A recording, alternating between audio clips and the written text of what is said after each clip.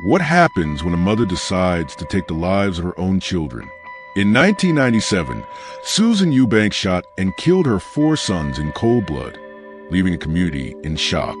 In this video, we talk about women on death row, mothers who took the lives of their own children. Before we begin, let us know in the comments, what time are you watching this video? And make sure to like and subscribe for more chilling true crime stories. 1. Socorro, Caro, California. Socorro Caro shot her 3 young sons, all while they were sleeping. The youngest was just 5 years old. This is the story of one of America's most chilling maternal murders. On November 22, 1999, in a quiet neighborhood in Camarillo, California, tragedy struck the Caro family. Dr. Xavier Caro returned home from work to find a nightmare.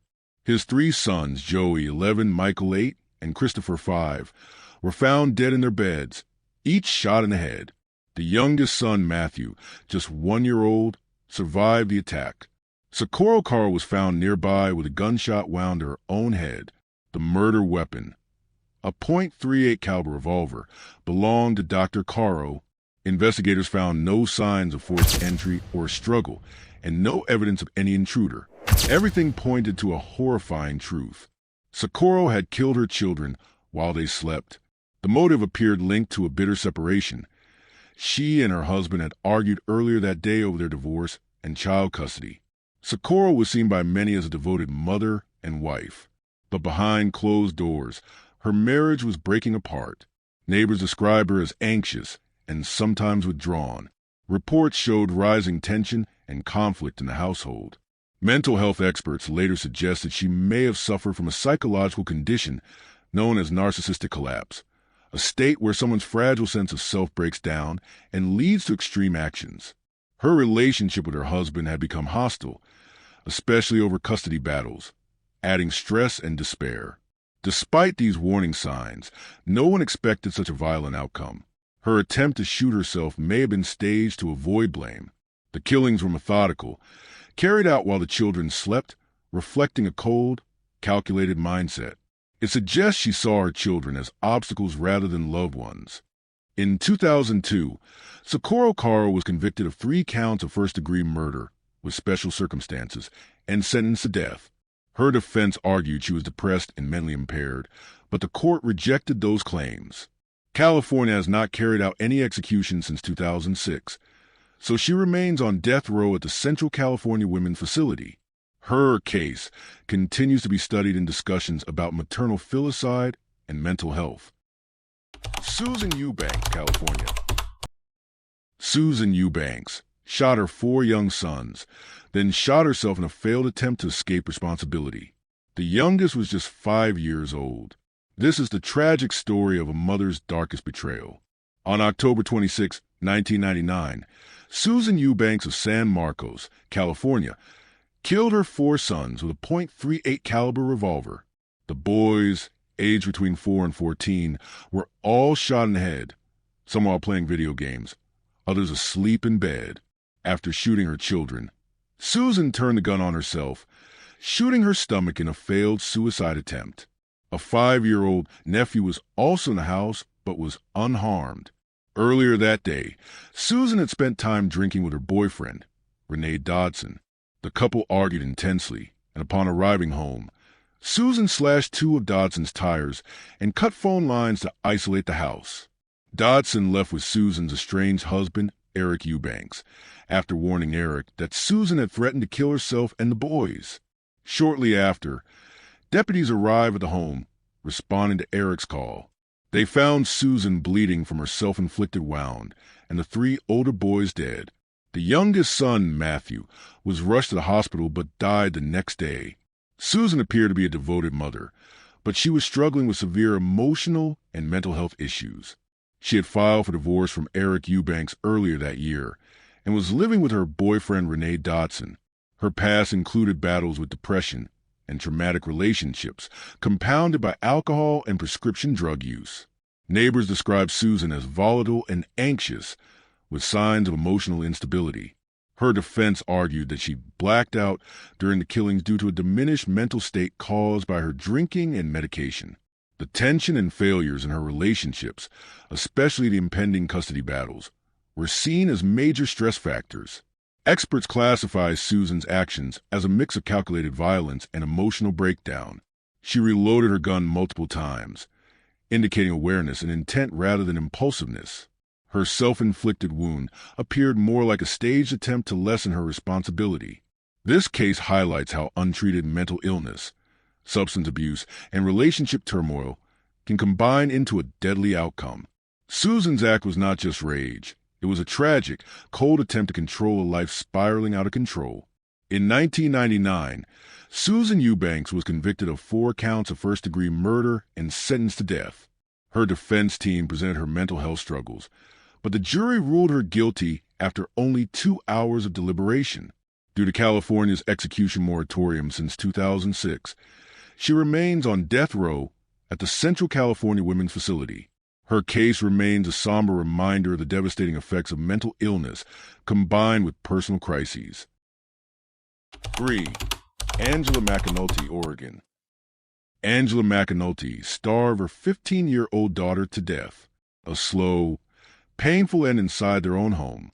This is a story of a mother's cruel neglect that shocked the community. In 2014 in Oregon, Angela McAnulty was charged with the death of her daughter, Destiny. Destiny was only 15 years old when she died from extreme malnutrition and neglect. Investigators found that Destiny had been severely underfed for months, suffering from starvation that led to organ failure. Angela kept her daughter isolated, refusing to provide adequate food or medical care. Neighbors reported hearing signs of distress, but did not fully understand the extent of the abuse. Authorities were alerted after Destiny's health deteriorated dramatically, leading to her tragic death. The evidence showed a pattern of ongoing neglect, not a sudden accident, but a deliberate and prolonged failure to care for a vulnerable child. Angela McAnulty was born in California and experienced trauma early in life when her mother was murdered when she was just 5 years old. After high school, Angela drifted into a troubled lifestyle, traveled with a carnival worker, and beginning to use drugs. In a later marriage, she had 2 sons and a daughter, but all 3 children were taken away by California Child Services due to neglect and abuse. Determined to rebuild her life, Angela regained custody of her daughter Jeanette Maples and married a long-haul truck driver. The family relocated to Oregon in 2006, where they had another son. Tragically, Jeanette died in 2009 from severe malnutrition and prolonged neglect. Investigators found that she had been deprived of adequate food and medical care for months, causing irreversible damage to her health and ultimately leading to her death. Despite warning signs, the neglect persisted, shocking the local community and raising awareness about the dangers of child neglect. Experts classify Angela's crime as fatal neglect, a form of abuse where the caregiver's failure to provide basic needs results in death. This differs from active violence, but is equally lethal in its effects. Psychologically, such offenders often exhibit denial, detachment, or rationalization of their neglect. In Angela's case, her isolation of Destiny suggests a controlling mindset, prioritizing control over compassion. This case highlights how neglect can be as deadly as direct violence, especially when combined with emotional detachment. Angela McAnulty was convicted of manslaughter and child neglect related to Destiny's death. She received a prison sentence. Specific years depend on the court ruling. The case raised awareness in Oregon about the dangers of child neglect and the need for vigilant community intervention. Angela remains incarcerated as of the latest reports. 4. Sandi, Nieves, California. Sandi Nieves burned her 4 young daughters alive, a horrific act of revenge that destroyed innocent lives. This is a story of a mother's brutal and vengeful crime. In 2006, Sandi Nieves set fire to her home in California, killing her 4 young daughters trapped inside. The fire caused severe burns and smoke inhalation that led to their deaths. Investigators determined the fire was deliberately started and ruled it arson. Evidence showed the fire was set as an act of revenge against her estranged boyfriend. Nieves had a history of a volatile and abusive relationship with a man. After their breakup, she reportedly threatened to harm him and took this horrific action, knowing her children would be inside the house. The community was devastated by the brutal loss of 4 innocent lives in an act driven by anger and vengeance. Her decision to set the fire reflected deep-seated pain and a desire for revenge, a vengefulness that destroyed her own children. This case revealed the devastating consequences when personal turmoil turns deadly. Sandi Nieves' crime reflects a deep-seated anger that overwhelmed her ability to control her actions. Psychologists classify her behavior as an example of revenge-driven filicide, where apparent intense feelings of betrayal and hurt are directed toward their own children. Her violent act was fueled by emotional instability and impulsivity, showing a lack of empathy and disregard for the innocent lives involved. This type of offender often struggles with managing extreme emotions like rage and jealousy, which can lead to sudden, destructive decisions. In Sandi's case, the breakup with her boyfriend acted as a trigger, pushing her to take drastic measures as a way to punish him, even at the cost of her children's lives. Her crime was not carefully planned but driven by overwhelming emotional pain, making it both tragic and unpredictable. This case underscores the dangerous consequences when personal turmoil turns into violence against the most vulnerable. Sandi Nieves was convicted of multiple counts of murder and sentenced to life in prison without the possibility of parole. Her case remains a stark reminder of the dangers of domestic violence and emotional instability.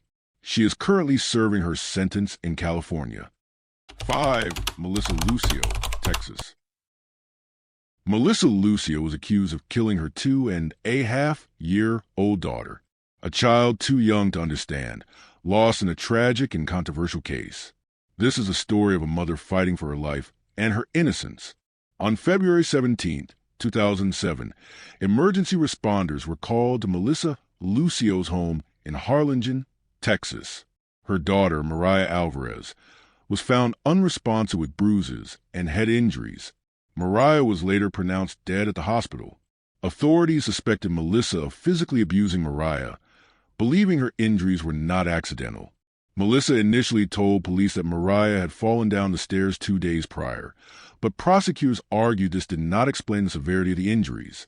After hours of interrogation, Melissa confessed to spanking and biting her daughter, but never admitted to murder. Her defense claimed she was coerced during the interrogation and suffering from exhaustion and grief. Experts have raised concerns about the validity of her confession and lack of direct physical evidence tying her to intentional murder. Despite this, Melissa was convicted of capital murder in 2008 and sentenced to death. Melissa Lucio was born in Lubbock, Texas, on June 18, 1969. Her father passed away when she was an infant, and the family relocated to the Rio Grande Valley. At the age of 16, Lucio married Guadalupe Lucio, with whom she had 5 children. Lucio's marriage was reportedly difficult, marked by her husband's issues with substance abuse and allegations of physical violence. She later married Robert Alvarez, and together they had 7 more children. In total, Melissa Lucio had 12 children. Her youngest daughter, Mariah Alvarez, was born in 2004, making Mariah her 12th child. Lucio had been previously investigated by Child Protective Services due to concerns of neglect. Reports indicated that some of her younger children were left in the care of older siblings. Lucio struggled with substance abuse, and after Mariah's birth, she tested positive for cocaine. This led to her children being placed in foster care, although Lucio regained custody of them in late 2006. Melissa Lucio's case is complicated by substance abuse and mental health struggles. Psychologists believe that her long history of addiction, particularly to cocaine, clouded her judgment and emotional state, making her unable to properly care for her daughter. There's also the issue of her confession, which was made under significant emotional pressure and coercion. Experts on false confession suggest that people in high distress, like Lucio, can sometimes admit to crimes they did not commit. This case emphasizes how untreated mental health conditions and addiction can contribute to neglectful behavior, leading to tragic consequences. It shows the importance of recognizing these factors in criminal cases involving parents and children. Melissa Lucio was sentenced to death but received a stay of execution in 2022, allowing further investigation into new evidence. Her legal team continues to fight for retrial or exoneration based on concerns about her original conviction. Her case remains one of the most high-profile and controversial death penalty cases in the United States today. These mothers' crimes are beyond comprehension. Which case shocked you the most? Let us know in the comments below. Don't forget to like, subscribe, and hit the bell for more stories like this.